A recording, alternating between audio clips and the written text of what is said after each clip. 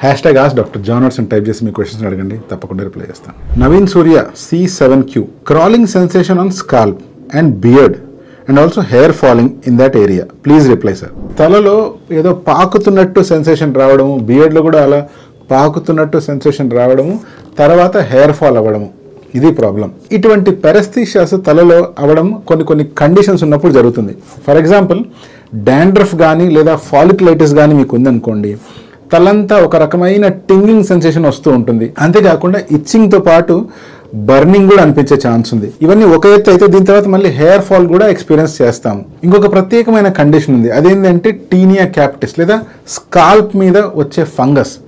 ఈ టీనియా క్యాపిటిస్కి ఇంకో తమ్ముడు కూడా ఉన్నాడు, అదే టీనియా బార్బే. అంటే ఇది బియర్డ్కి వచ్చే ఫంగస్.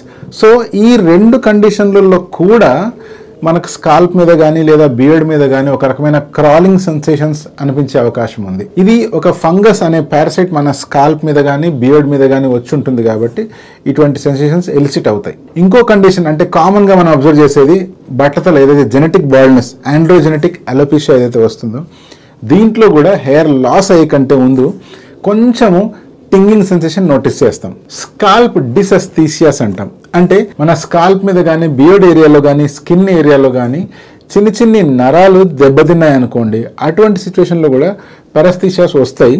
ఇలాంటి టింగింగ్ సెన్సేషన్ కానీ బర్నింగ్ సెన్సేషన్ కానీ వచ్చే ఛాన్సెస్ ఉన్నాయి. ఫైనల్గా డెమోడెక్స్ మైట్స్ అని కొన్ని రకాల మరీ చిన్నని పురుగులు ఎప్పుడైతే మన స్కాల్ప్ మీద చేరుతాయో లేదా బియర్డ్ ఏరియాలో చేరుకున్నాయో అప్పుడు కూడా ఇటువంటి క్రాలింగ్ సెన్సేషన్ వచ్చి హెయిర్ ఫాల్ అయ్యే ఛాన్స్ ఉంది. జస్ట్ ఫోటో చూసి కానీ లేకపోతే జస్ట్ మీరు చెప్పే కామెంట్ని చూసి దీనికి ప్రాపర్గా ట్రీట్మెంట్ ఇవ్వడం అనేది కుదరదు. ఎందుకంటే ఇన్ని రకాల కండిషన్స్లో మీరు ఏ కండిషన్ వల్ల ఇబ్బంది పడుతున్నారు అనేది డైరెక్ట్గా మిమ్మల్ని చూస్తేనే అర్థమవుతుంది. మీరు చేయవలసిన పని ఏంటంటే దగ్గరలో ఉన్న డర్మటాలజిస్ట్ దగ్గరికి వెళ్ళండి, ఈ సిచ్యువేషన్ని క్లియర్గా ఎక్స్ప్లెయిన్ చేయండి. వాళ్ళు మీకు టెస్ట్ చేసేటప్పుడు వీటన్నిటిని మైండ్లో ఉంచుకొని స్టెప్ బై స్టెప్ ఒక్కొక్క దాన్ని రూల్ అవుట్ చేసుకుంటూ ఫైనల్గా డయాగ్నోస్ చేసి దానికి కావాల్సిన ట్రీట్మెంట్ అందిస్తారు. అండ్ ఇలా లాస్ అయిన హెయిర్ని సాధ్యమైనంత వరకు సంపాదించుకోవచ్చు.